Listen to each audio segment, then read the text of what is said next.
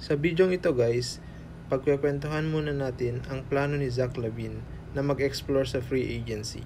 Sa pagkalaglag ng Bulls, malamang sa malamang ay nag-iisip na itong si Zach LaVine ng kanyang next move next season.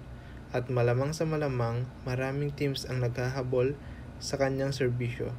Bukod sa galing nitong player na ito, kasama na ang kanyang explosiveness sa court, malamang may mga magagandang offer na matatanggap ito sa mga iba't ibang power teams next season. So abangan na lang natin guys. That's it mga idol. I hope you enjoy.